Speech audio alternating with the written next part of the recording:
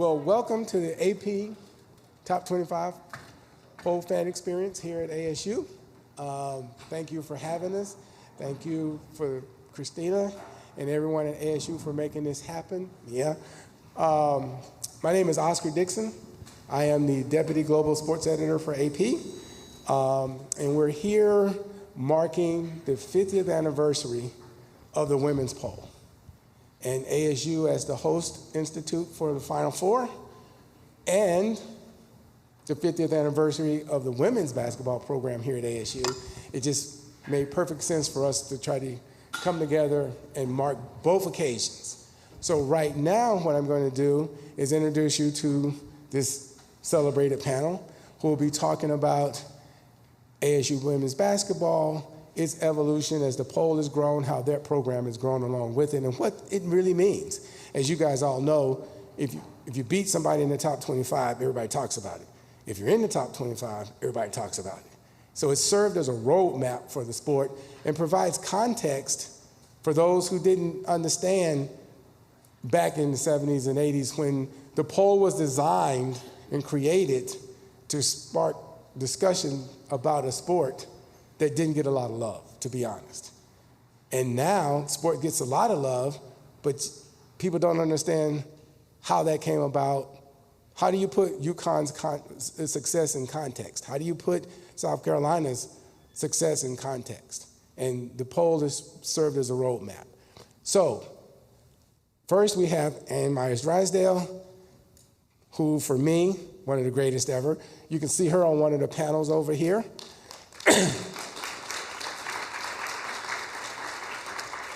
If you didn't know, one of the coolest things about, well, there's many. I can't go on, but she actually, if you don't know, you need to find out.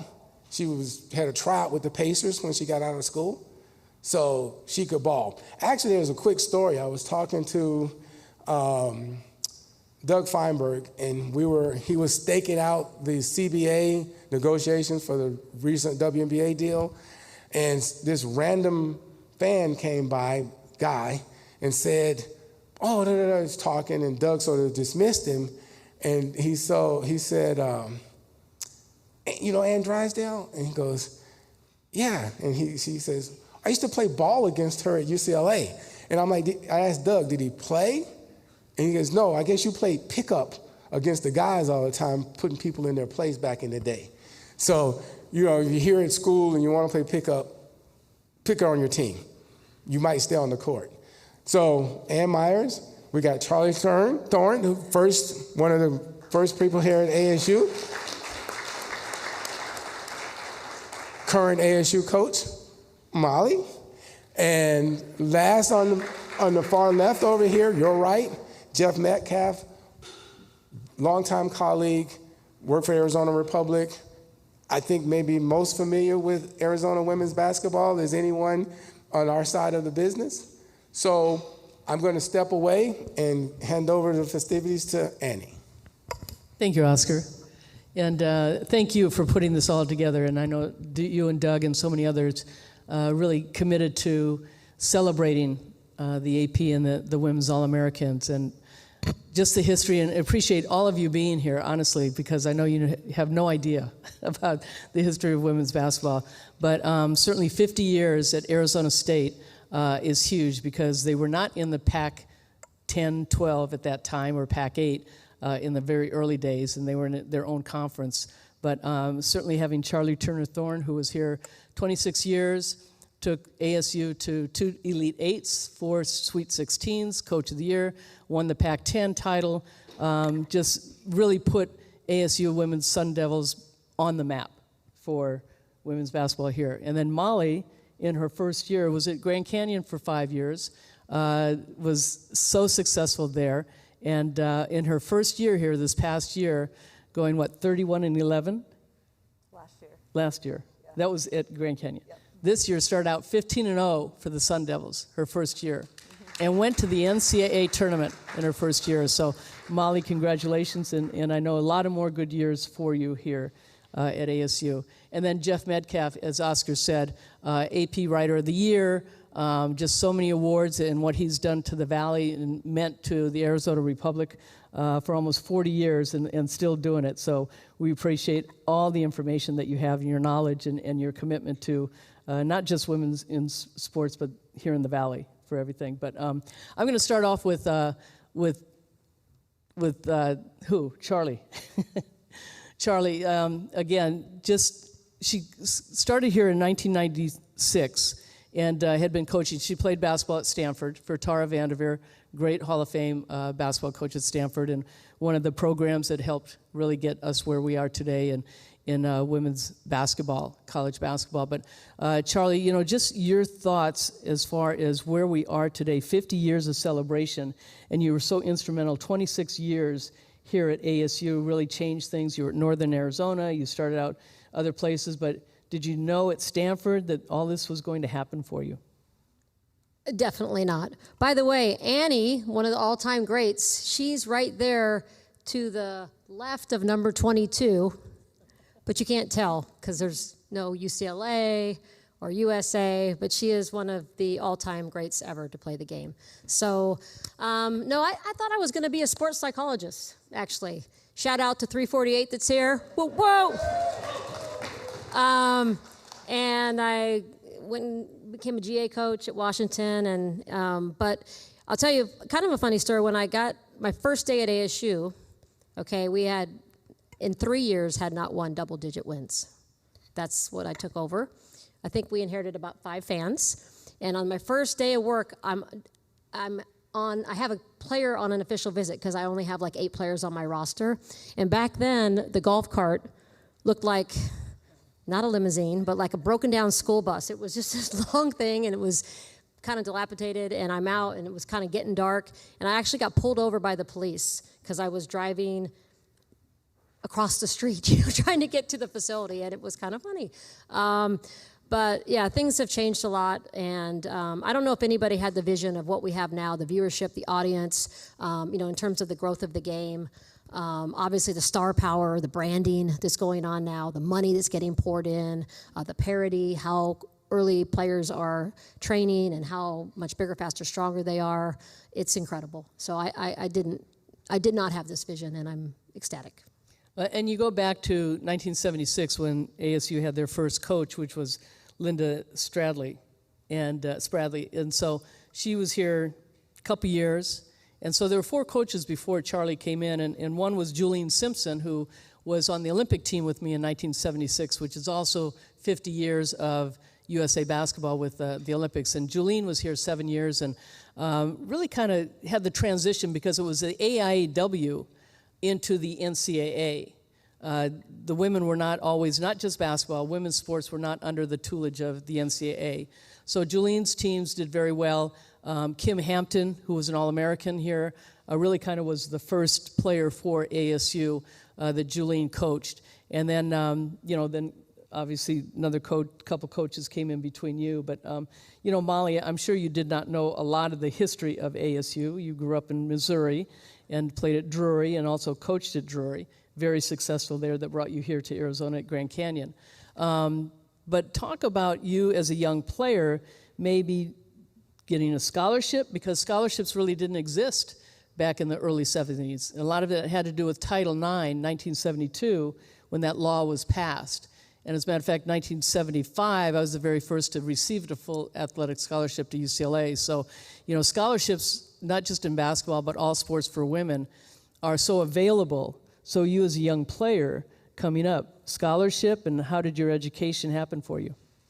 Yeah, I still say I'm on my front 9, but so much has changed on that front 9 journey in kind of my young career. I played at Drury University, which was a Division II. We played in the wrong era, clearly. I would have loved to make a little bit of change on name, image, and likeness, but to see the evolution and how it's benefited the student athlete has been incredible. And I see a lot of young, brilliant minds in this audience today.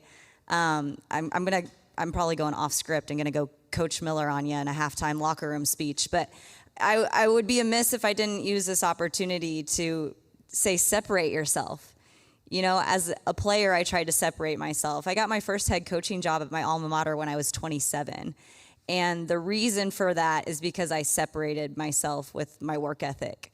So my advice, you don't need permission to lean into spaces. Just go do it. And I think that has so much value when I tell my assistant coaches all the time, if they're running an errand or they're out of the office or they're gone on a recruiting trip, do I miss you? And if I don't, that's probably an issue. But if I really miss that you're gone because you're moving and shaking and you're thinking of things that I'm not doing, then that brings true value. So lean into spaces. You know, when I was younger as a young coach, you don't know what you don't know. And I've grown so much, but it's because of the people around me. I've had those conversations. I've had tough conversations. I've had really inspiring conversations and everything in between. So separate yourself. I can give an example. I have, she was an alum here, Stephanie Norman. She played in the 80s, and she was the assistant at Louisville, and she's been to multiple Final Fours, and this was her alma mater. So I tugged at her heartstrings, asked her to come aboard. It took me about 3 tries. But what she did on her first week told me she's a vet, and there's a reason why she is so good. She walks in the first week with a handful of Starbucks gift cards. And I'm like, oh, I probably know where this is going. I have a good idea. Well, it was onboarding week. So she was meeting with HR. She was meeting with IT. She was meeting with marketing.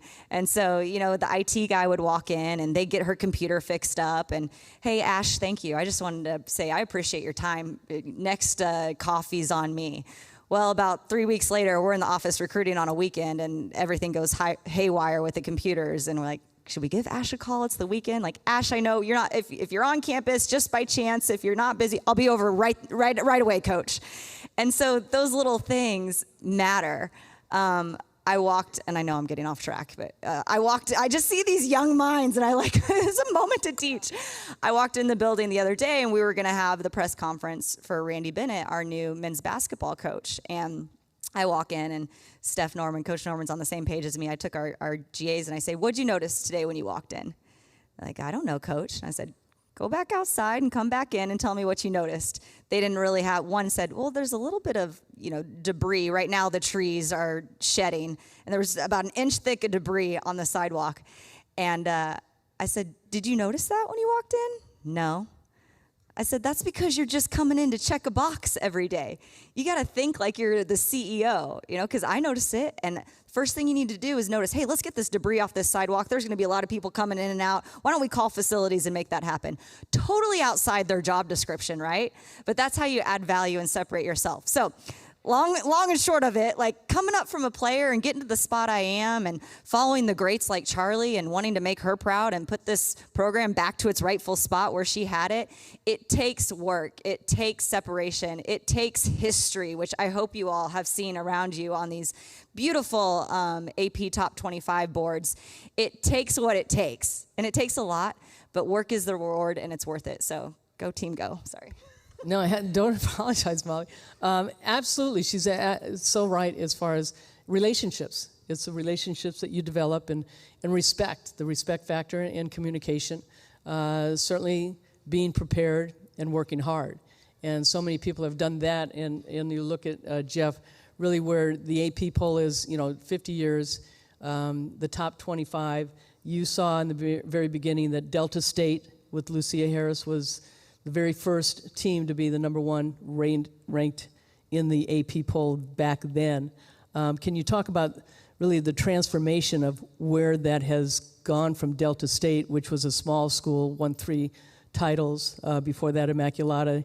UCLA won it my senior year, but it was the first big name school that won it, and now we see all these terrific programs. Well, thank you all for having me. I should say I just wrote a story that's kind of traces through various 20 different women the history of Arizona women's basketball. 3 of those ladies are sitting right here. So I encourage you to maybe look at that story. It's on Sports 360 AZ. And as far as what Ann was just talking about, Delta State, Immaculata, Old Dominion, and of course UCLA. When you watch UCLA this weekend, I've noticed on television they're making an effort now to say UCLA hasn't won an NCAA championship yet, but they won an AIAW championship. So appreciate that recognition that the sport goes back prior to the NCAA era. For me in particular, I got out of college, I went to University of Illinois and got out of college in '75. My second year out of college, I was working in Colorado Springs, and there's a small private school there called Colorado College. They had, Laura Golden was the coach at the time. They had a very good women's basketball team. And so I covered the heck out of them. The community got all involved. There was a lot of enthusiasm for that team. They went to the AIAW Division II Nationals that year. And I think I learned a lot just from covering that team in the sense of sort of they used to make a lot of chicken and the egg argument with women's sports. Like, oh, if it gets to a certain point, then it'll be deserving of coverage. But then it never gets to that point. And I think I learned early on in college and early as a reporter, that's not really true. You go cover it, and that drives it forward. You cover it because it's deserving of it, but then that drives it forward. So I never really believed in, oh, well, maybe if they ever get to a point, then we'll cover it. And that team, that 76-77 Colorado College team, they were inducted into the school's Athletic Hall of Fame 1 year ago. The players invited me back to introduce them at their Hall of Fame induction. And I remember thinking at the time, wow, the Final Four is going to be in Phoenix next year, which will be 50 years, more or less 50 years since that team. And I've covered so many women's sports, 15 Olympics, the startup of the WNBA. Oscar knows all about that. Those years, the early years with the Mercury, I was able to travel, covered all of their games from 97 to 2003, all the home and away games, which was not really being done that much at the time. I mean, the home games were being covered, but there weren't that many reporters that were actually traveling with the WNBA team in those days. So that was a great opportunity. Charli talked about the 3 rough years before she got here. She was at Northern Arizona. They basically went up to Northern Arizona a couple times and tried to twist her arm to come to ASU and eventually convinced her to do it. Molly's, there's so much similarities. 3 really rough years at ASU. Now Molly is here. Just when I see the two of them together, and I can kind of see the parallels so much between what happened in '96 and what's happening right now, and it really excites me about the future for ASU. So I guess I'm going around what you asked me a little bit, but there's so much that's happened, and I guess I was a believer really early on, and that enabled me to want to continue to cover women's basketball and women's sports in general all these years. Well, and we really know it's important having Oscar and Doug and Mel and you, and we know that men are very important to helping promote women's basketball, women's sports in general. And but I will say that it's been pretty nice to see ASU has hired women coaches for basketball. Talk a little bit, Charli, you said that, you had some rough years, but, the transition from, the Pac-10, and of course you got out before they became the Big 12, but just some of the challenges you had in recruiting. Well, we had to recruit. We didn't just go get to buy our players. And or a portal. Things have changed. Yeah, a lot has changed since, the Stone Age when I started. What do you mean Stone Age? It was different, and you spent 2 years, maybe at the beginning of your career, but you spent like 2 years developing a relationship and just, really figuring out if you were a good fit for each other, and especially if you were kind of a transformative coach and you wanted a great culture. That's what we did. And, we didn't have a big reputation. I mean, we're recruiting against the UCLA brand and the Stanford brand, and so it was all about, hey, come play for me.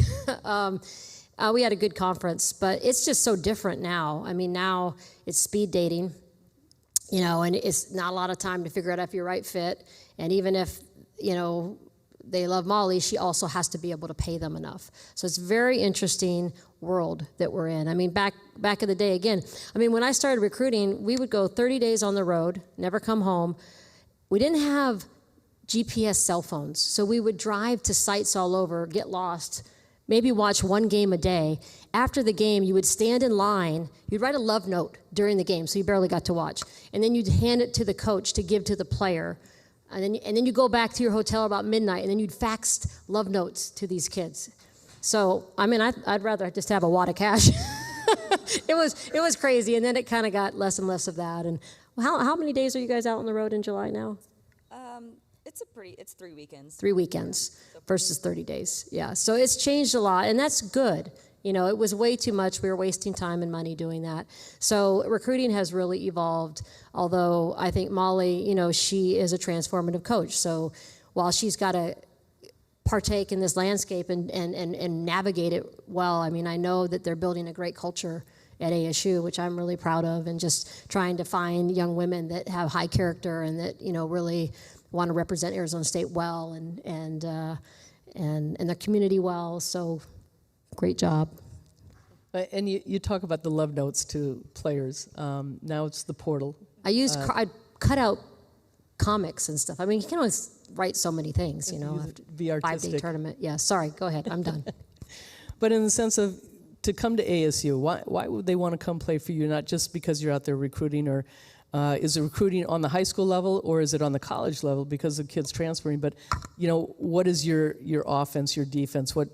Why would they want to come play in this kind of? Yeah, it's unique because I have a little bit of what is it on? Oh, yeah, I've got. I have to have two strategies in recruiting. Recruiting the high school athlete is a lot different than recruiting the portal athlete.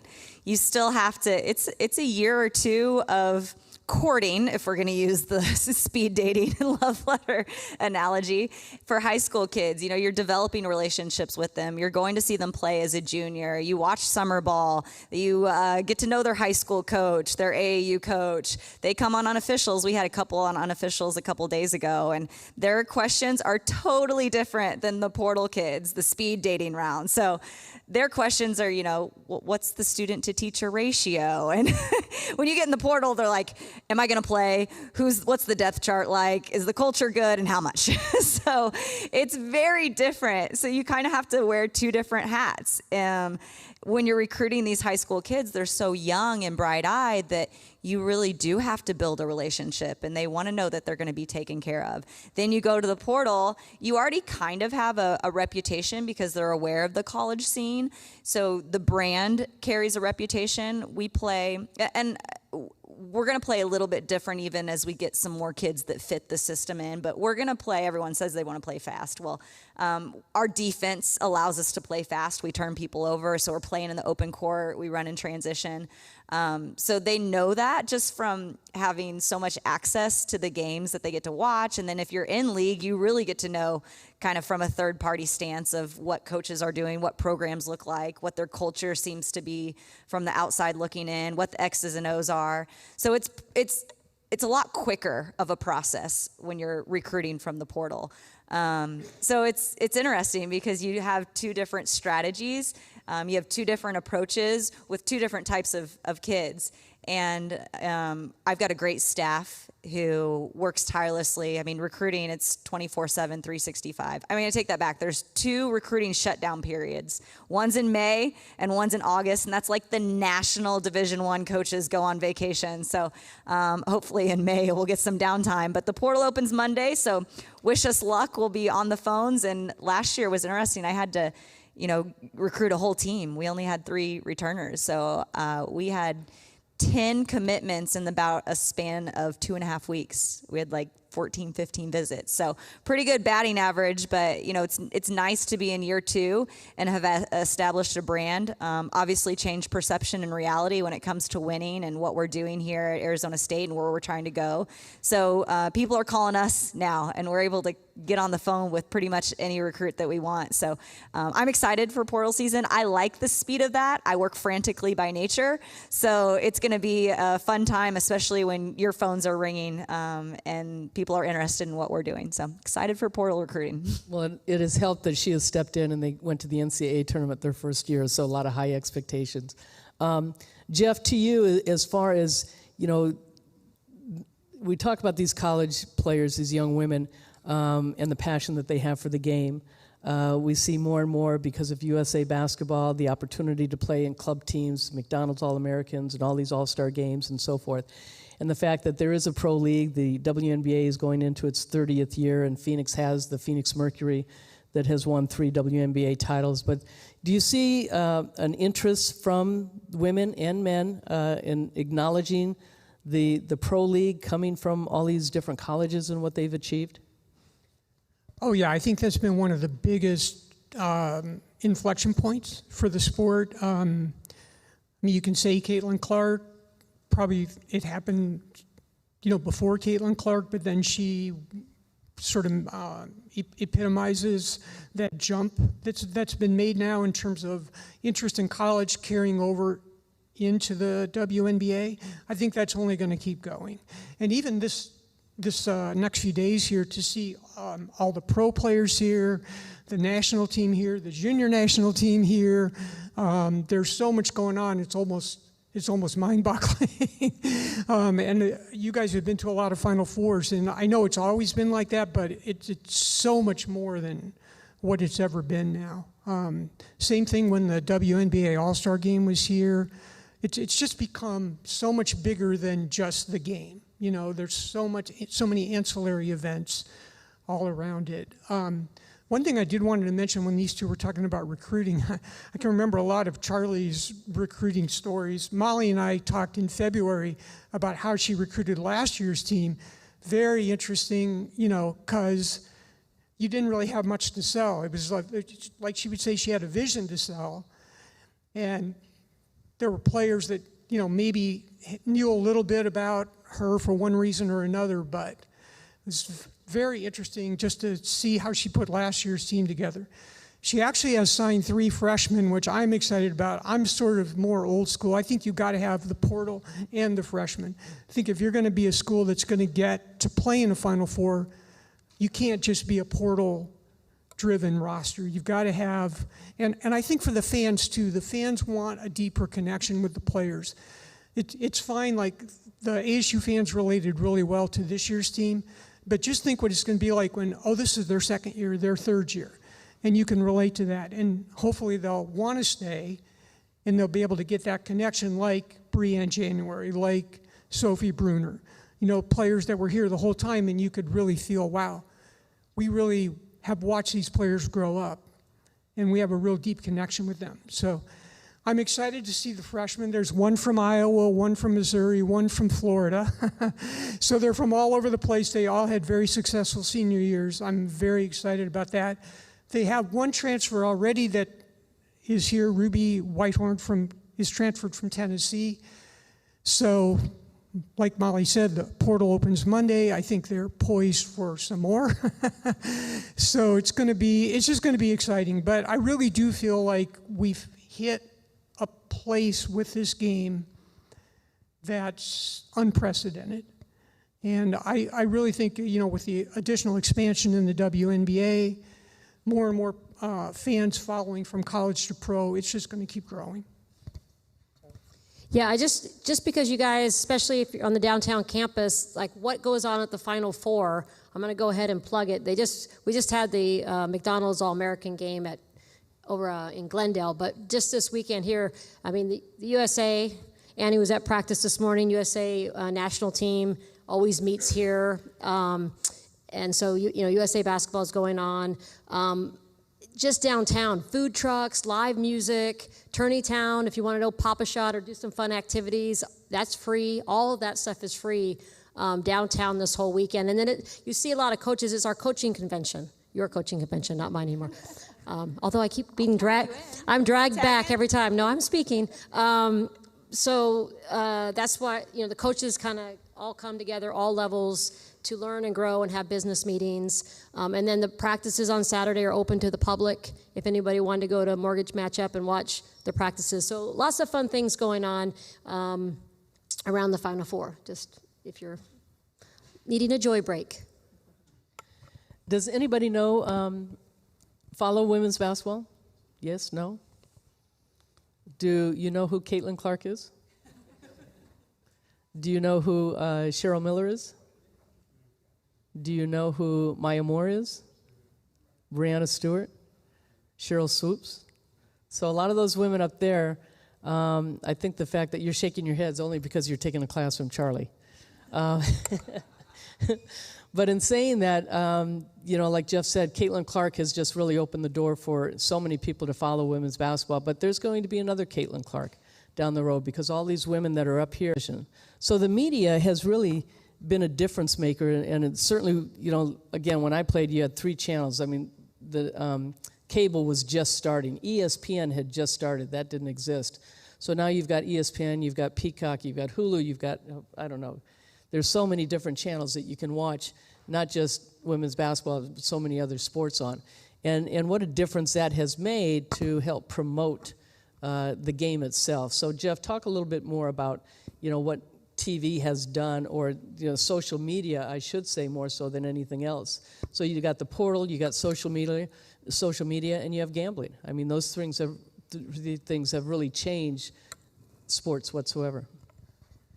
Well, thankfully, the WNBA just got their collective bargaining agreement done. But when you see the jump in salary, revenue sharing, ancillary issues that were very important to the players, all that being accomplished in one CBA, I remember last summer discussing it with people, thinking, well, what do you think is possible, for, let's just say, salaries to go up in this next CBA? And I remember thinking, maybe the max, super max would go up to like 500,000. And it's going up over $1 million. So tell them what the average salaries were. Yeah, the average salary, the super max last year was just over 200,000. 250. I'm sorry? 250. 250, okay, yeah. Just over 250. Yeah. What was the minimum and what was the average, Charli? The rookie salary, the highest rookie salary last year was 80,000. And like the supermax best players in the league were making a little over 250,000. And now, do you want to? Yeah. Or, and I think the minimum for the new CBA is 250, right? yeah, the rookies are going to make 250. Average salary is going to be over 500,000, and it's over $1 million, 1.2, 1.4 for supermax now. Right. And they're also paying back players from, if you played 12 years in the league, they're giving them money, which never happens. So that's pretty cool, right? So I think going back to the television piece of it and the other things that are driving that, the league has finally gotten to the point where, there's always disagreement between the league and the players on how financially stable things are. But we can see just by what's coming out of this next CBA that they've made so much progress. And again, there's no way that I would have thought you're going to be a supermax salary over $1 million in the first year of this new CBA. I think it's phenomenal.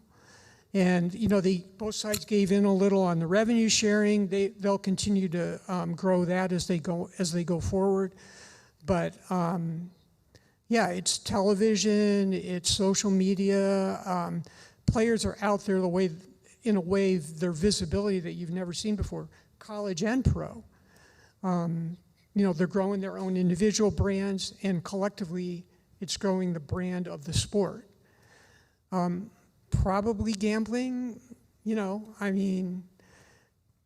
whether you like it or not like it, it keeps people interested.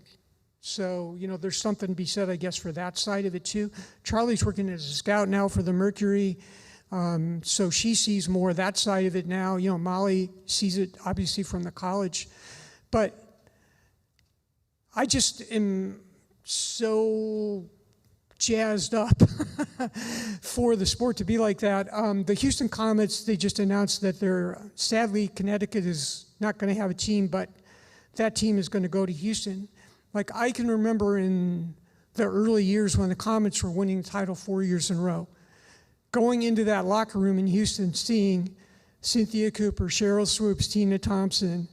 I saw a picture of them the other day all together at a Houston Rockets game, and I'm thinking, oh my gosh, this is just so fantastic that the Houston Comets are going to exist again. Now, I do want to have a team in the Northeast, and hopefully they'll get an expansion team either in Boston or soon somewhere back in the Northeast. That's because you don't do team travel. Yeah. But the expansion piece of it is just just fantastic. There were 16 teams in the WNBA at one point. There was too many. It was too much too soon. There used to be a team in Portland. Now there's going to be a team in Portland again. You know, covered the team in Portland. I mean, I went to games there. I went to games in Miami and Orlando, and those franchises don't exist. You know, the reason Penny Taylor came to the Mercury was because the Cleveland Rockers folded.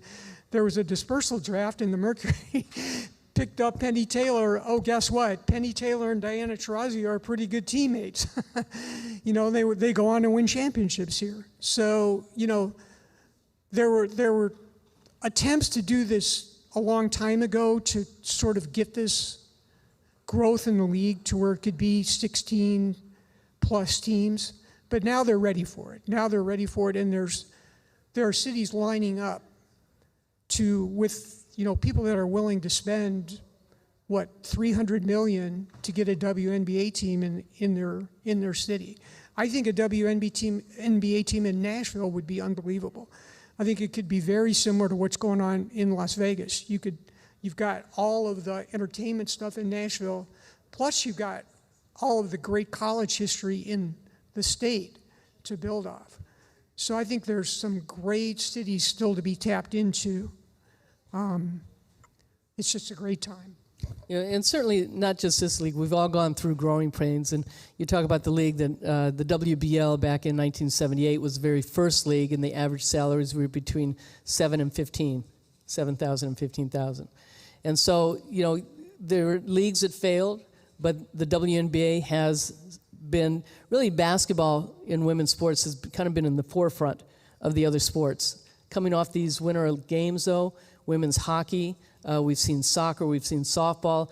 We have all these professional sports. Certainly the WNBA is the longest tenured professional sport, women's sport in this country compared to the others. But the others are coming on, and I think, you know, as I said, you know, we need the men to help promote it, which most men are running the networks that are producers and directors and so forth. So we have fathers having daughters that they're supporting, whatever sport it is.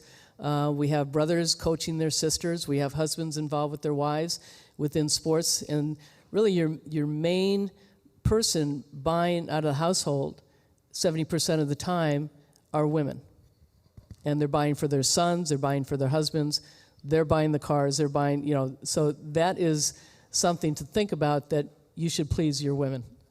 And but the fact, though, that I think that sports in this country is so positive, and it's important for young girls and young women to compete in sports, because, as we've said, we look at these women up here and what they've achieved, not only as athletes themselves, but now as coaches and teachers. But, you know, I want to get back to you, Molly, as far as, you know, where you came from, how the opportunities were for you as a young girl, that you were exposed to that, but now you see there's more exposure. Yeah, well, I'm so thankful for people like Jeff, who has a true passion, because how's information consumed these days? Right here, right here on your phones. And so the fact that we have people wanting to let others into the storytelling, it gives fans and communities ownership. It gives them a reason to tune in, to tap in, because they better understand our players. I think that's what's so beautiful about the women's game. There's not a lot of, you know, one and dones, and you can, like we talked about, you can get to know these players, you can fall in love with their stories, you can want to root them on, and that exposure from passionate people has just elevated the platform of our game. So that's what I've seen most, and we need more. We want more opportunities for broadcasting, for storytelling, for radio spots, for TV spots, because the more you learn about our game, the more you learn about the stakeholders in the game, the people involved in the game, the players, the coaches, the teams, the more fans are going to want to be involved. And when you want to be involved, then, you know,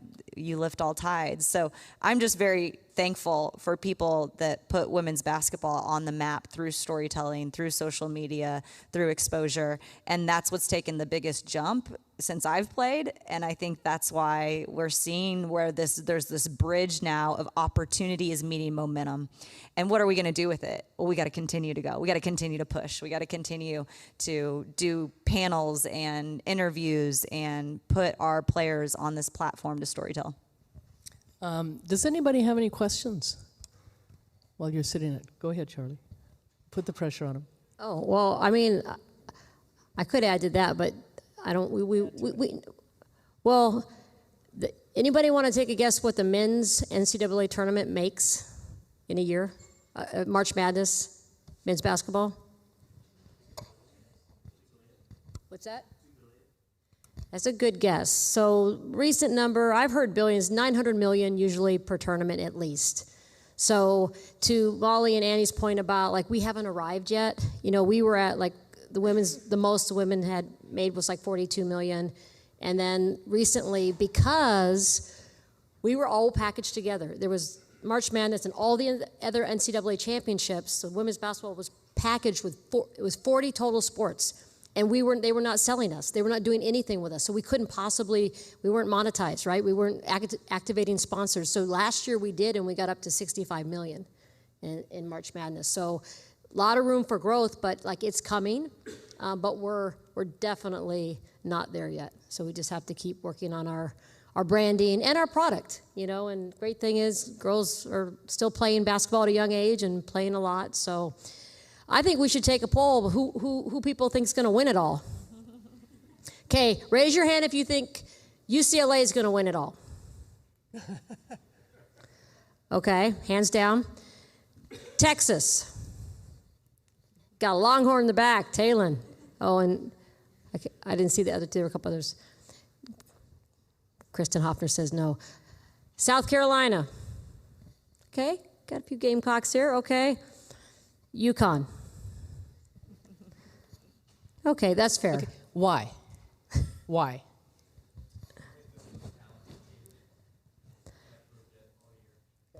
So I want to weigh in. Go ahead. No, you keep asking. I'm going to weigh in, and then we're going to get more from you guys. I just think, because I want to say this because I'm old, lots of Final Fours I've watched, I've been to. I will say that I can't remember a Final Four with this much parity. Like, I really believe that any one of those four teams could win. They all have a lot of talent. They all have really good defense. There's, you know, definitely we could break down the advanced analytics and a few things, but it's going to come down to, you know, who can tune out the distractions, you know, who's going to stick together and stay connected on the court, and as Dawn Staley likes to say, who's going to rise to the occasion. So I think it'll be super fun if you... And all four teams were there last year. So they've all grown, they've all matured, they're all different. You know, UCLA, who got pretty beat up last year by Connecticut in the semis, I think they've got six, 7 seniors back. And added 2 portal players. 2 portal. That start. And they lost 6 players from last year with the portal. So each team is different. But yeah, I no question, you've got to play at your best, and sometimes that always doesn't happen. But I think Charlie's right as far as the parity with these 4 teams, and even in the Elite 8, all those teams that got there, the other 4 teams, it's been pretty fun to watch in the women's tournament. I picked UCLA when I did my bracket when the tournament was beginning. Now I agree with Charli. And I'm so excited for these 4 teams. These have been the teams all year long. You know, you from the AP preseason poll all the way through. Now LSU, nobody would have been totally shocked if LSU had gotten through here, or maybe even Duke. But really, I don't think you could have a more ideal setup, especially for Phoenix being a first-time host for the Final Four. And this is the first Final Four to be held in the West since 2012. So it's a great platform for a Western Final Four, I think. These 2 coaches are big believers in defense, and these teams play defense like crazy. And when they when they need to crank it up, that's what they do. And if you've watched the Sweet 16, the Elite Eight, and some of these teams have been jumping people like right away and getting really big leads, it's like so defensive driven. It's incredible to watch. Not that they don't have great offensive players, but foundationally, LSU's not foundationally built on defense. These four teams are foundationally, to me, built on defense. And just look at the coaches on top of that. That's what they believe in. So I just think they're going to be amazing games. UCLA's only lost is to Texas. Texas and South Carolina have already played 3 times this year. UConn hasn't played any of these teams. Now, yeah, UConn would seem to be the favorite, undefeated, but it's going to be 2 really, one or 2 really, really tough games for UConn too. Anybody have any comments? Yes. Hello, my name is Katie. I'm the junior here at the Cronkite School. Couple questions for you, Molly. How important is this Final Four for you to help build your brand here with ASU, especially with that turnaround success that you had with the NCAA tournament for the first time? How is that important for you to be here and be in this type of element for this Final Four? And just kind of a tongue-in-cheek question: how excited are you to try and recruit audience folks out of the portal this year? Well, the first one I'll definitely answer, and it was a great question. My goal is to, you should see my schedule. It's packed, which is awesome. I'm so excited to be involved. My goal is to be coaching, so I'm removed from the panels someday. So that's why I'm not going to give my pick. I don't want to give any of these coaches bulletin board material when we see them in the Final Four someday. But I will say South Carolina and UConn practice in our practice facility, so maybe they've got good juju. We'll see. But the momentum of women's basketball right now, the trajectory is upward. So to be able to host this in your community and be the host school and have access to people who are like-minded and loving the sport and want to see the sport grow and all hands on deck, I'm just very fortunate to be a part of that. They say it takes a village. It really does. I mean, from staff to past coaches, and we've got some Arizona State administrators here and journalists. I mean, we are all elevating this game together. So to do it in Phoenix and to have the year we've had, it's inspiring. For me, I want to get going in that portal with multiple players that we'll be recruiting.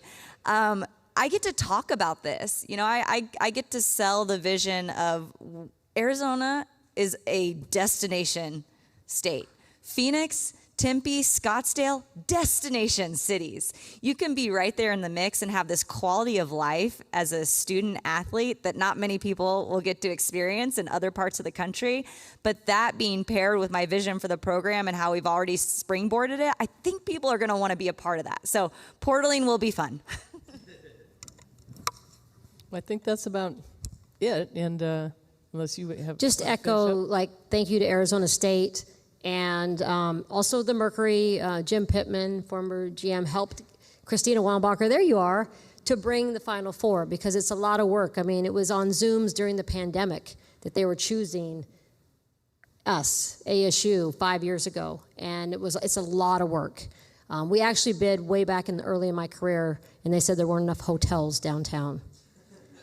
But you never get it on the first bid. But we got it on the second bid, and thank you.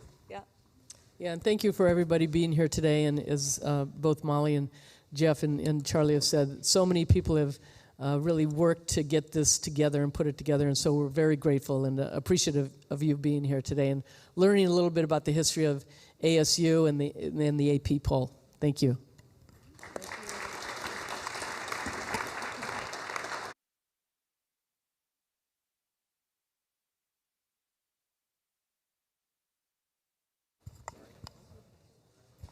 First, thank you again for everybody. That was great. Love the recruiting stories. I was sitting over there going, who knows what a fax machine is anymore? So next, coming up, Cheryl Miller and Delta State will be here, or Delta State is already in the building, as we talk about who's number one in the first poll. So they're here to be recognized, and Cheryl is on her way up. So please, stay in, could get a chance to ask Cheryl a couple of questions. But also, if you see the nice ASU provided board behind you, there is a QR code. If you scan the code, you can vote for player, program, coach that you think is the best during the poll era. And if you vote, I get you a pack of these 25 trading cards, so to take with you. So we'll start again in about 10 minutes, but you have a time to go scan the code, take a vote, and we'll get you a pack of cards.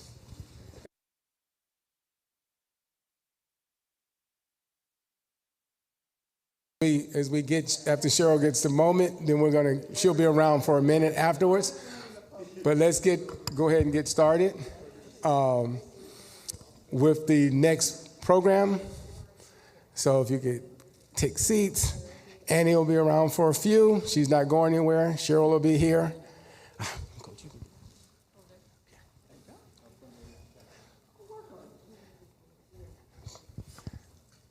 So, all right.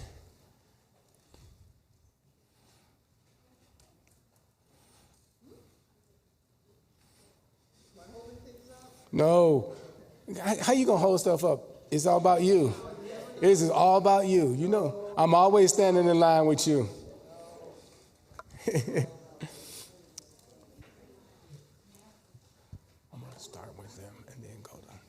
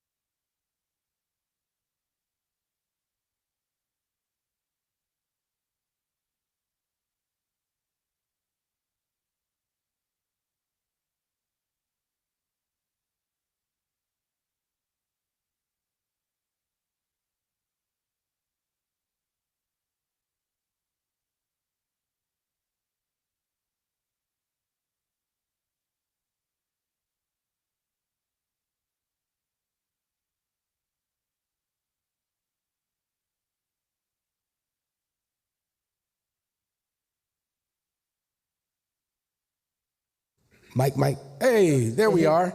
I'm back. We got it. All right. Again, thank you. Appreciate all the help from the technical folks. So we're going to get to it. So we were talking about how the AP Top 25 has served as a roadmap for women's basketball. From the beginnings, as you heard from the previous panel, where the poll was just a conversation starter to get people talking about a sport that wasn't being talked about in broad terms. So now it provides context so that you can figure out, fans who haven't been there from the beginning, put in context what UConn means, what South Carolina means, what UCLA means for that matter, today, as opposed to what it was. So you also heard us talk about quickly, the first poll was 75-76. And so I'm pleased today to have Delta State assistant coach, Julie Church, the Lady Statesmen were the preseason and postseason #1 team in that inaugural poll. So the year before we had a poll, they were 28-0, won the AIAW championship. The year that they started, we started the poll, they went 33-1. They lost to Immaculata during the season and then beat Immaculata to win the title. So that was 50 years ago, and Annie can not talk about 50 years ago. I'm sorry, I didn't mean to do that transition. But great players through that program. So right now, what I would like to do is recognize Delta State as our first #1 team in the women's program. And Coach Churches flew all the way out from Delta State. So please.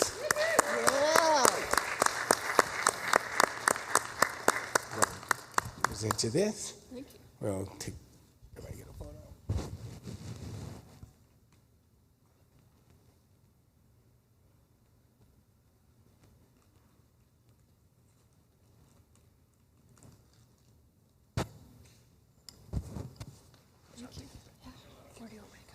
Well, you can sit down there if you want to show. So there's programs, but players make programs. So you can imagine how many great players that have come through women's basketball during the 50 years of the college basketball poll. So we took a vote, members of the media, AP writers, and said we're going to come up with the greatest players. And so we have 2. Annie was a voter, by the way, just so you know. The one couldn't be here, Breanna Stewart, UConn. And the top, statistically, what she has done is going to be tough. She won 4 national titles, was the most outstanding player of all 4 tournaments of the Final Four. You can't get much better than that. But Stewie, as we like to call her, couldn't be here, but she had a quick video that we like to show, if our tech stuff works. I just want to say thank you to the AP for voting me the best college basketball player in the last 25 years, especially to be named this honor alongside Cheryl Miller. Really incredible to me. There's been so many women's basketball players that have gone through college and made an impact and made their mark. Shout out to my Huskies, Coach Ariema, and everybody who helped me along the way. Nobody's taken our 4 national championships away from us, and it'll always go down as history. So thank you, and enjoy Phoenix. Go Huskies. Appreciate it. And again, AP writers don't vote on the poll, so we were part of this. Now, I'm going to turn my attention to Cheryl, okay? Now, I don't vote, but many people say that Cheryl is the greatest women's basketball player to ever lace them up, okay? Now, in deference to my friend, Annie, I'm going to agree with that sentiment. I'm going with Cheryl, okay? Cheryl, you know, you get these debates, LeBron and all of this, Chamberlain and, okay, Cheryl's game will work today. It worked 30 years ago. It worked when she was lacing them up. Okay? Cheryl, two-way player, three-level scorer, 2 championships, most outstanding player both times. I could go down. First basketball player at SC, male or female, to have her jersey retired. Okay? We can just go all down the line of statistics for Cheryl. But one of the reasons I take Cheryl as the greatest ever is she transcended the game. There was no social media. There was none of this, let's stream it. Cheryl was on late night TV. Cheryl made women's basketball a thing. Late night TV shows. Cheryl was Hollywood. Okay? Still is at times, but Cheryl was Hollywood. Cheryl would dog somebody and then tell them, okay?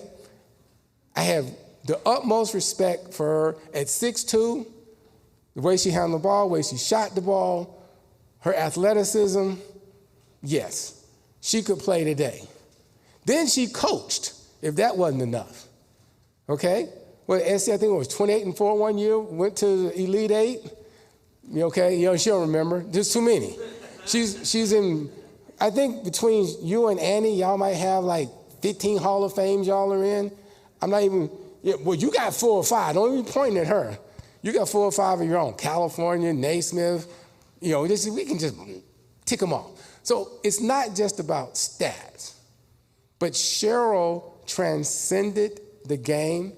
She's an advocate of the game, and she continues to be an advocate. You just heard Stewie talk about what an honor it is to be mentioned with Cheryl. So she gets my vote, and I want to thank you for all you've done. Thank you for coming today. Thank you for letting us honor you. And on that note, why don't you come up? And I know you don't need another one, but we're going to give you a trophy anyway. Thank you so much. Come here, you. I appreciate that. Thank you.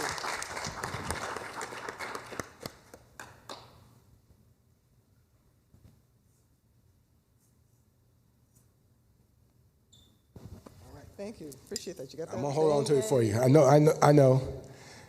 So on that note, I'm going to turn the proceedings over to the great Ann Myers Drysdale. Thank you, Oscar. As Oscar said, Cheryl was voted the #1 player for the AP poll out of the 15, and I voted for her. I think, too, what was exceptional is that Oscar talks about her game, and she brought such great joy in playing the game with a great intensity both ends of the floor. But it was also a time when TV was just starting and put USC, and your rivalry was Louisiana Tech at the time. And so people got to see that combative competition, I should say, between those two teams. And Louisiana Tech won the first, I believe, NCAA tournament. Correct, Oscar? Yes. And Kim Mulkey, who's the LSU coach, she was the point guard for that team, but they had some terrific players on that team. But Cheryl, along with Pam and Paula McGee and Rhonda Wyndham, and USC was just so dynamic to watch on TV. She's an Olympian in 1984. She was going to represent our country in 88, but had some knee issues. All-American, won the 2 titles. The honor goes on and on and on, but what I respect about her so much is how she's stayed a part of the game, not just coaching. She got into broadcasting. As I said, she was hoping to go to the 88 games, but hurt her knee and ended up playing in the Goodwill games in 1986. And from there, though, she would then get into broadcasting, working for the Goodwill games in TNT, and now has done ABC, has done ESPN. She'll be working for NBC this year. And, so her game has grown into where she is today. And Cheryl talked about it, and I'm sure you can probably reflect now, but when you were playing, you were in it.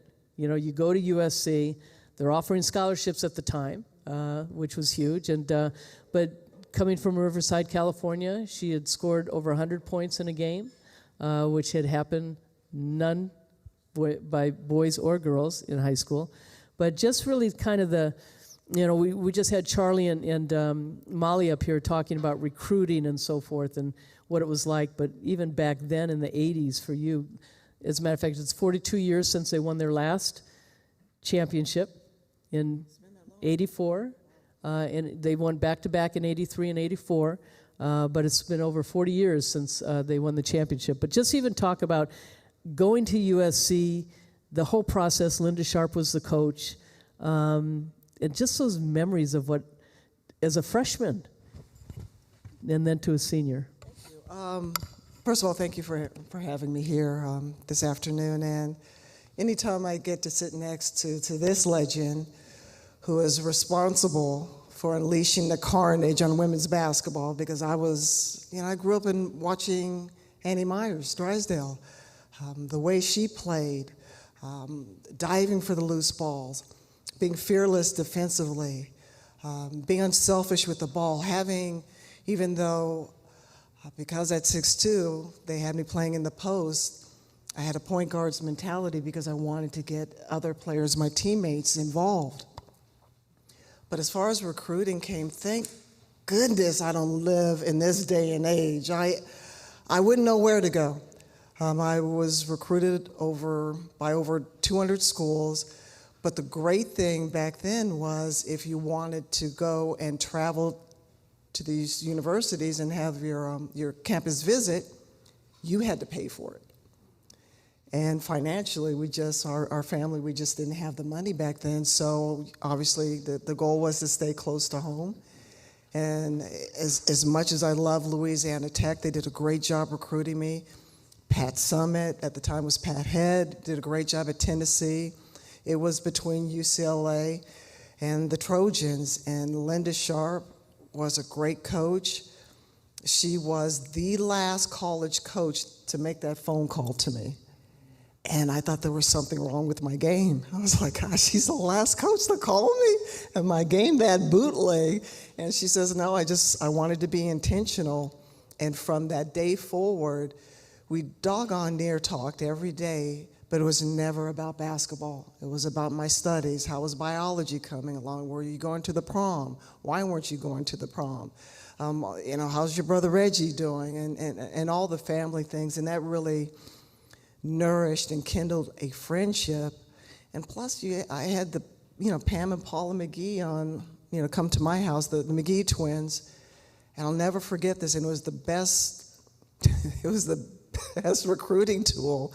I'm sitting on the couch, and there's Pam here and Paula, and Coach Sharp is in the kitchen talking to my parents, and all of a sudden I feel them getting kind of closer and closer, and next thing I know, my shoulders are like this, and I can't even move, and they said, look, you could play 2 years with us or 2 years against us, and I was like, all right, where do I sign? That was all it wrote, and the rest was history.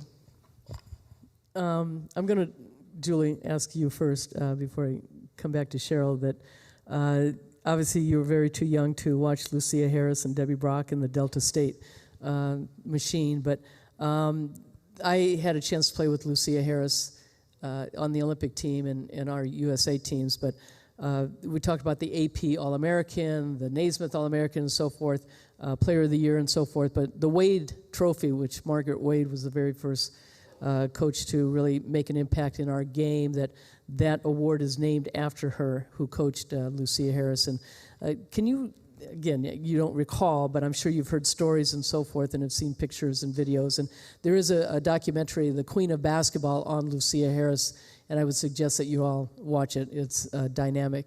But just talk about being at Delta State in the history of what she did those 3 years winning the national title.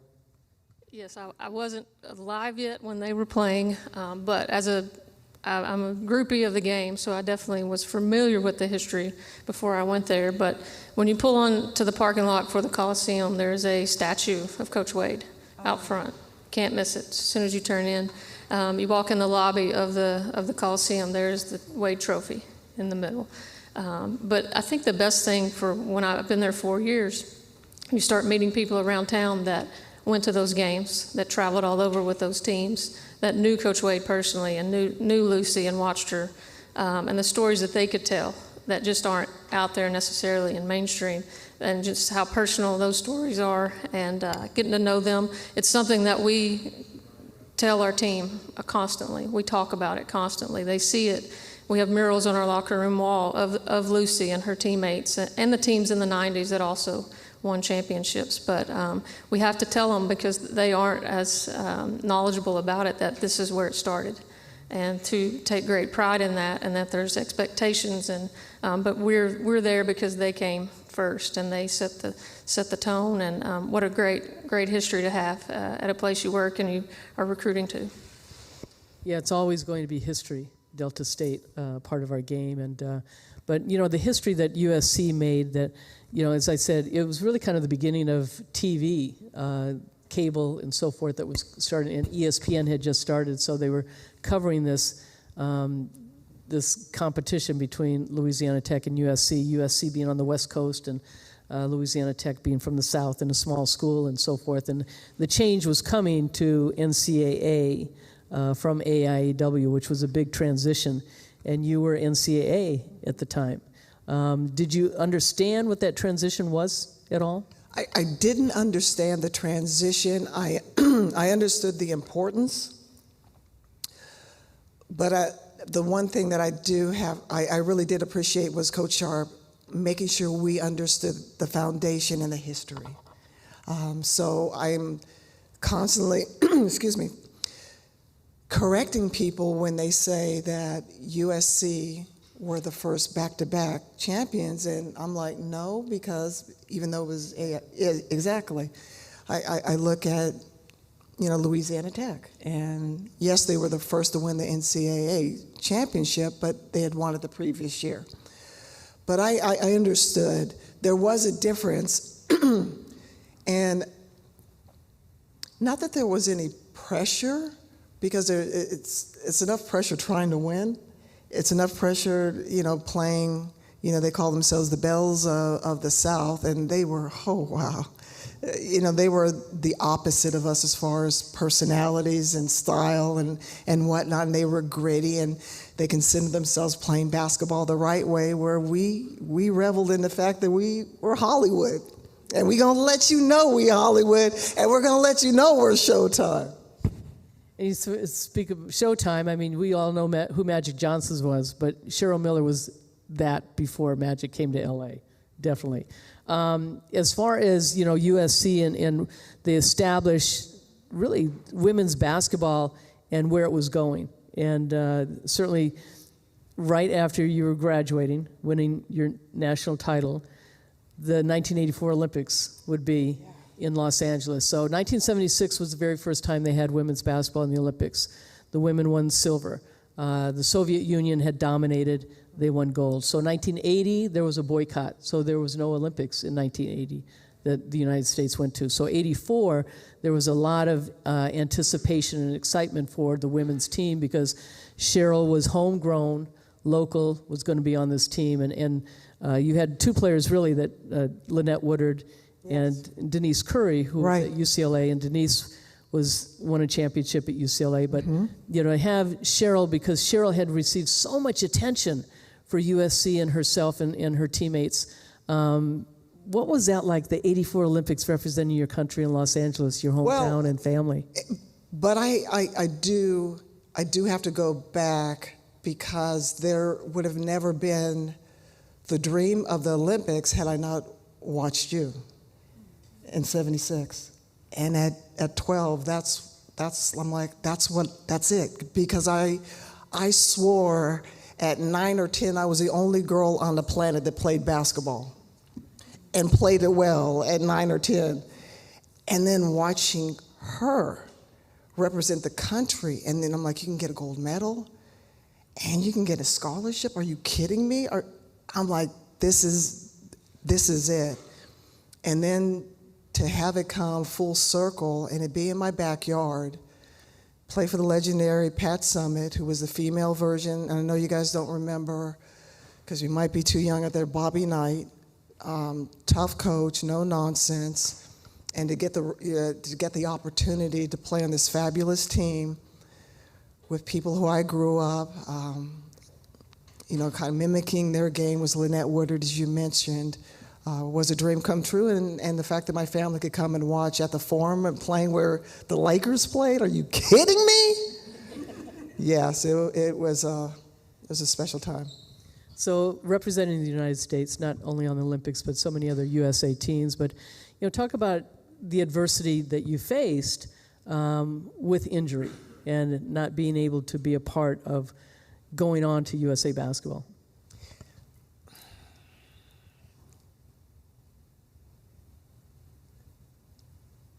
It was obviously devastating because when you're that young and your doctor walks into the room and says, you had a great run, now it's time to change courses.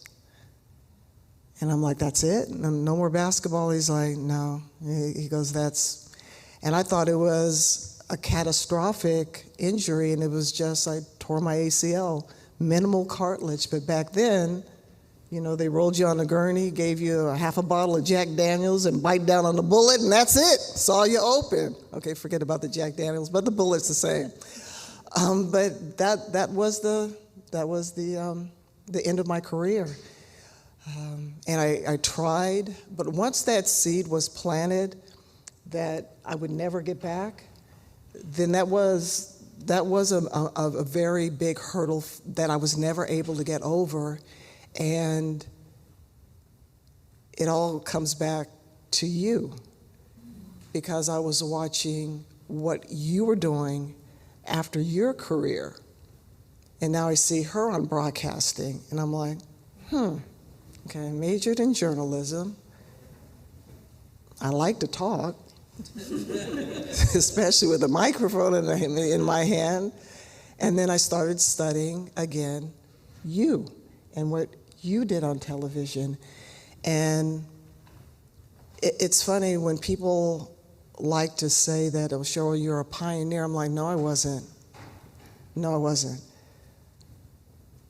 Ann Myers-Drysdale is a pioneer. You're talking about laying down a foundation, and there were different steps, Annie, that you and I, took in different walks and different eras. But the doors you broke down, and I'm sure the hostility, the doors that were closed, the phone calls that weren't answered, not only off the court, but in broadcasting, the hurdles that you had to overcome, the scrutiny. And you didn't go right into broadcasting. No, it took, no. You were doing the coaching. Yeah, I don't know why I did that. See, again, you got to make sure you know who you're following the footsteps. You didn't go into coaching. What in the world was I thinking? And then you came here to Phoenix with the Mercury. Where were you to warn me about this coaching stuff? Anyways. How did the Mercury job happen? I was obviously broadcasting with TNT and got a call. My agent at the time and said, hey, Brian Colangelo wants to talk, the WNBA, and, would you be interested in coaching? And I'm like, oh, WNBA, that's right. It was after the 96 Olympic team in Atlanta, and, women's basketball just took off, just started, and then you had another league, a professional league. So we sat down, he mentioned the teams, and we can make you a head coach and a general manager. And I said, why not? And then, I got the opportunity with Jennifer Gillum and Michelle Timms, who I'd watched during the 96 Olympics for the Australian team, and dynamic point guard, talking about personality galore. And it fit. And it was professional. So there was no recruiting. So that was the main thing, and I fell in love with it. When you think about recruiting, you look at this poster behind you and the 15 players up there and the 3 coaches that they show, and how the game has evolved. I mean, you look at the names in here, but and what Caitlin Clark has, really kind of exploded, and there's other players too. There's no question, but just really, you talked about your recruiting and how it is today, what you see from the outside, how that is all going, and that transition from where the women's game has gone.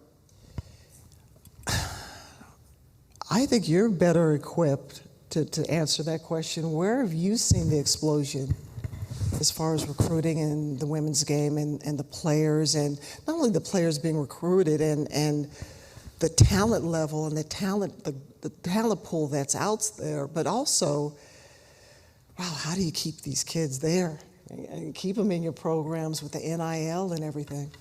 Well, we're unique because we're still NCAA Division II, and NIL is a thing, but it's not what it is at the high major level yet. But you still have the transfer portal that's available to everyone, and that seems to be kind of the buzz thing to do now, shop yourself around and see. But I think you still have to go to the core of what kind of kid are you looking for. They have to be good enough to help you, but they need to be interested in the value that your program brings and who their coaches are and who their teammates will be, who they're playing with. And you have to sell that as much now as ever, because they can expose themselves to lots of other teams with social media, and there's a lot of TV games, and so you have to be very, very careful with who you recruit so that you can keep them. It is enticing to go and get the best player you can get, and even though you're only going to have them for a year, you want to win as many games as you can. But we're not to that yet. We don't want to get to that. Being able to develop a kid for 4 years and see their growth. We just had a senior that was there 5 years. She redshirted. We coached her all 4 years. She developed and got better and better, and she graduates as an all-conference player. And if you bounce from one school to the next, that's not necessarily an option. So really being able to sell that vision to someone, and someone that finds value in being in a program for over a long period of time. But it is a struggle, because there is money out there. It's not all big money, but there is money to be had, and you hope that the kids you're recruiting are listening to the right things, and they have the right people in their corner that are doing the things that are best for them in the long run. So it is kind of the wild, wild west, though, just at all levels. Well, and talking about the growth of the game in so many different ways, and we talk about rivalries. The rivalry as far as what Pat created with Tennessee and Connecticut, what you had with Louisiana Tech, so many other, Stanford and so forth, Old Dominion, and we could go down the list of that. But in the sense of looking at these programs, how the game has grown and the dominance that we've seen, which I've really enjoyed seeing our players that played the game, they're becoming coaches, like a Dawn Staley, like a Kim Mulkey, as you also got into the coaching business. But, just what they've been able to accomplish. I just think that's been fun to watch, is the evolution of, I call them the alums, the great ones coming back and paying it forward and adding their stamp on the game. And it is difficult, and it is a different climate. And, I'm a little bit selfish in the respect that I would want players to have that history. And, I know that I'm a Trojan for life. At 4 years at USC, I'm a Trojan for life. And I take great pride in that, and being a part of a university. So I don't know. I mean, that's part of my identity as well. And I don't, and look, the money is great, and I love it. But like you said, Coach, these young ladies and these young men have so many people in their ears. Back in the day, it was mom and dad and a couple family members, that would, and maybe your high school coach would have some type of say or input. But now it's your agent, and before you even plant your feet, they're shopping your deal somewhere else. Before you ever figure out that if you want to leave or do you want to stay. But I'm just, what amazes me is when, from a player standpoint, is the athleticism, the basketball IQ.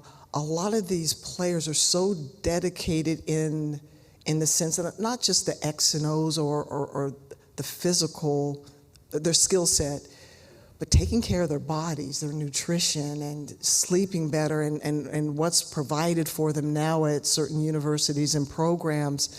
And it's just the evolution of the game itself, where traditionally you had point guards, but now you have players who are point one through four, point forwards or point centers, and centers who can now, snatch the ball off the rim and initiate the offense. That's the game that I'm growing to love more and more. Well, it's changed too with social media also being a part. And not handle it. I'm telling you, by the grace of God, my business would have been out there. Oh, TMZ, all that. No, I grew up in the right era. No, if you were lucky to get a snapshot of me, that was right up there with Bigfoot. Does anybody have any questions for Cheryl or Julie? Yes. I come from a background of like a sport family. Like I had an uncle who played for Illinois, Urbana-Champaign, my sister right now. She's playing at University of Pittsburgh, Johnstown while doing chemical engineering. And so I think this question is just going to be for her. How do you, coming off of your career, do your best to stick to that mentality or grounding system and even adjust after playing your sport and then getting on to either deciding to move on to the next job and standpoint or something similar to the ground of sports? Boy, that's a great question. I would love to say that sometimes you can be in the right place at the right time, but sometimes you fall into something where you may not have thought that was a career path, and then it turned out to be a really good fit.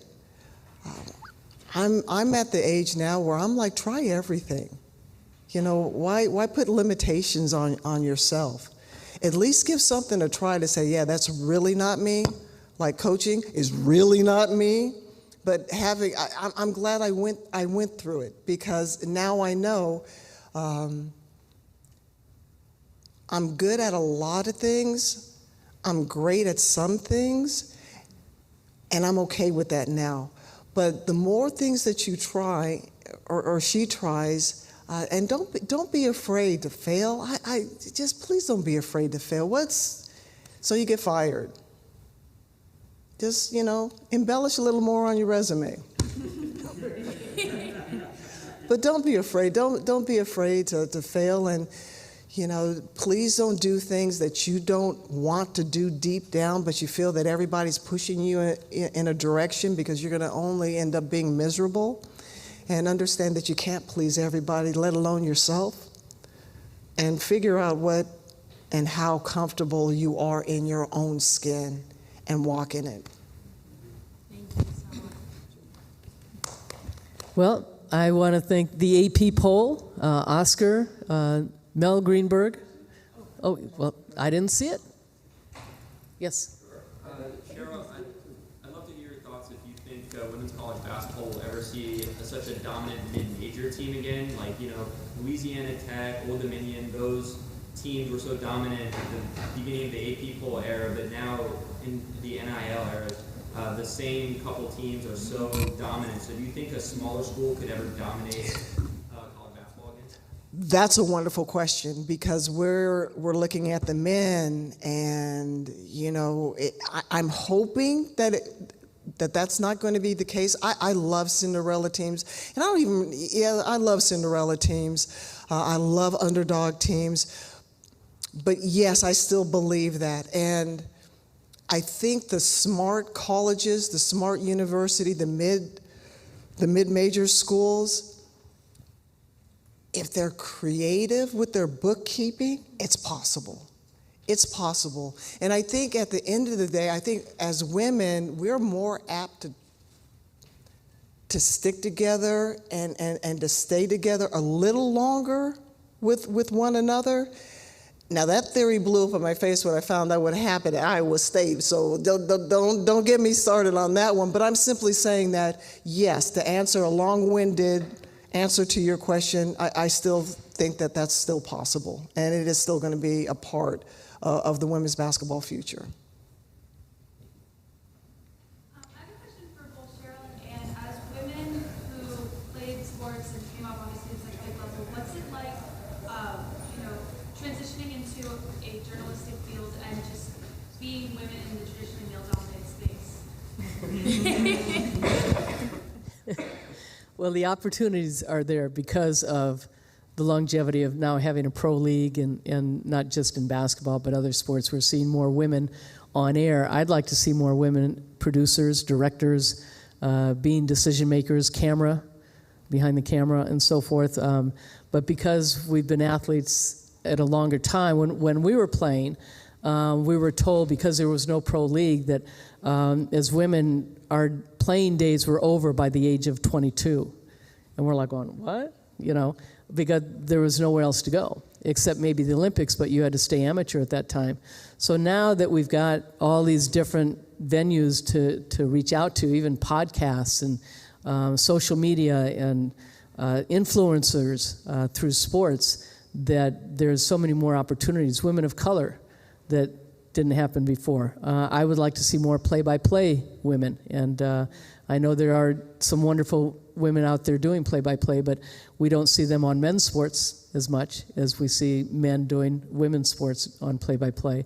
I get frustrated at times, even as much as ESPN will show so many games, because during that time in the beginning of the NCAA tournament, it's like they don't have enough women, so they'll have a guy do the color. And you're like going, really? They can't find more women to be an analyst? So that's a little frustrating still, but it's growing. It's always, it's sometimes, 2 steps forward, 1 step back. And we just have to continue to strive harder. I think sports has allowed women to have more confidence. And like Cheryl talked about, not being afraid to fail, that women that are athletes, and they go on, and it's been proven that companies are hiring more women athletes because they have been through that competition.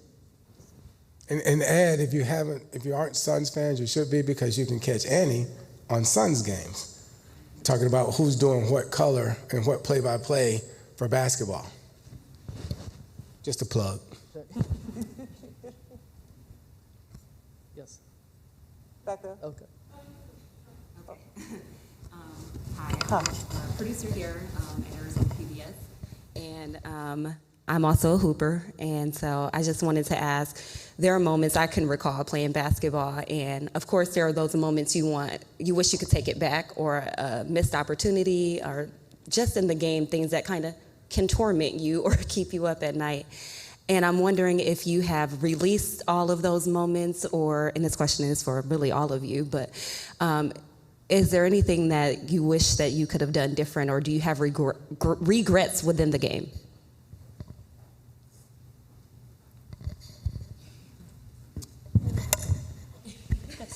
You're shaking your head. I just waited. I didn't play as long as them, so I have less to be regretful about, but I don't think so. I mean, there's things that you go back and you think about, and whether it's playing or coaching, you think about, we should have called this, or we should have run this play. You think about it, but then you just use that experience and apply it to the next time it happens.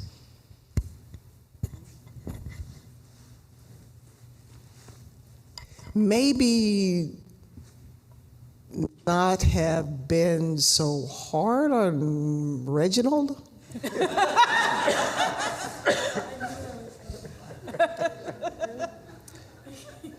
Yeah, because when that tide turned, he paid me back in spades. So I think I would have been, I wouldn't have gloated as much when I was younger. And then, by my sophomore year in college, I was, come on, let's go play. Come on, man, get out of bed, let's go. And he stood up and he was 6'7". I was like, oh, this is going to be problematic.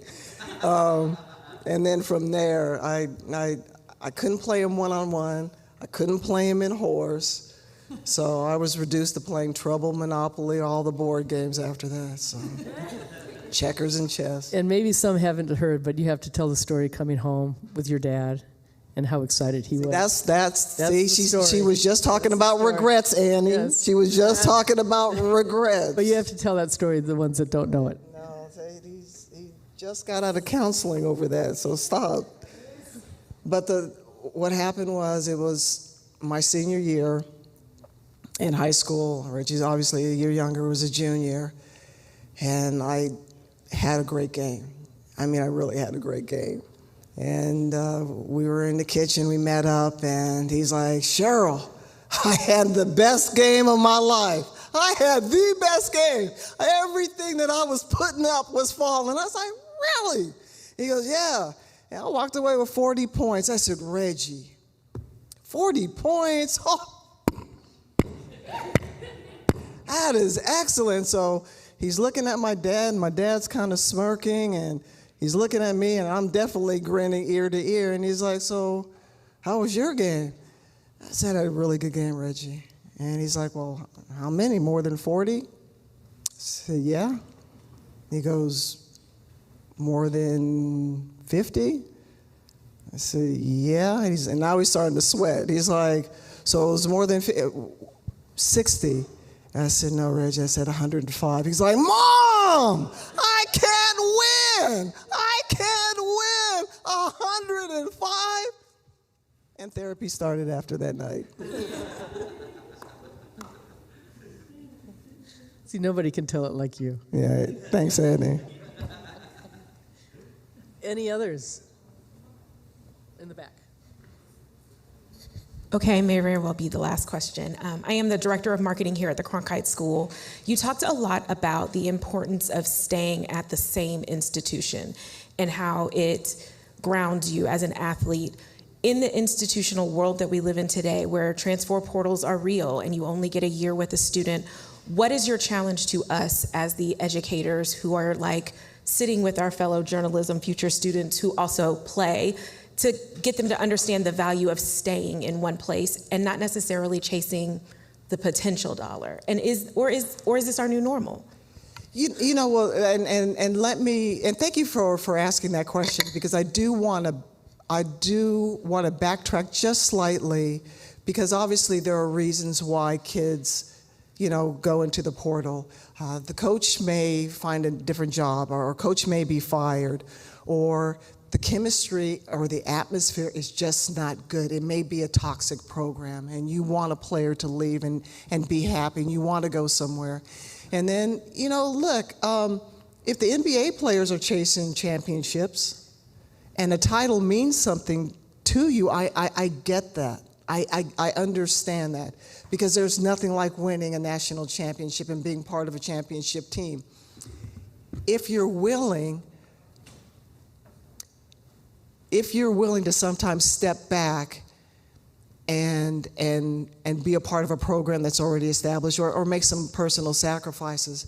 But at the end of the day, as administrators and as a college, there's not a whole lot you can do but have a great atmosphere. And a lot of times is knowing your players. You got to know who you're recruiting, right, Coach? And you know which kid has one foot in your program and one already out the door. You know. And if you have a player that's coming in from your second school, well, the third school is probably right around the corner. So there's always going to be some telltale signs of what a player wants to do and how loyal they are. But you can only do so much. And, you know, and I know that's got to be very frustrating for head coaches, and like, let's hope your yet doesn't happen, Coach. But it's a tough. Now, what I would like to see are some proper guardrails for the men and for women. You know, maybe you only get one time to transfer. And maybe that one time isn't, even if a coach leaves, you can bounce, and that doesn't, you know, count against you as a transfer. But maybe it's just you're one and done. And I think that would help for not only the players, but who they surround themselves and who's in their ear, make proper decisions. What do you think, Annie? I love that about you. Ditto. Ditto. See, okay, I would have followed up with a ditto. No. Oh, just scratching your head. I got you. Well, I know we got to wrap things up because Cheryl just flew in for this, and I know you've got some other events that you're going to, but we can't thank you enough for your time. And Julie also, It's so important to have you here, and really all of you supporting women's basketball, women's sports. The AP poll, you see the 15 women up there. That's everybody that voted, and Cheryl was number one. But so many of them, you think there's too many UConn players up there now. for a very good reason. For a very good reason. That's right. That's right. And but enjoy the Final Four here in Phoenix. I know Phoenix has done a fabulous job, and so many people have worked to get it here. And we're excited with the 4 teams. I'm rooting for the West Coast team, UCLA, Trojan for life, Bruin for life, and but Cheryl is my sister for life. And but thank you so much for everybody being here, and thank you, Oscar. Enjoy the weekend. Thank you, Oscar. Thank you.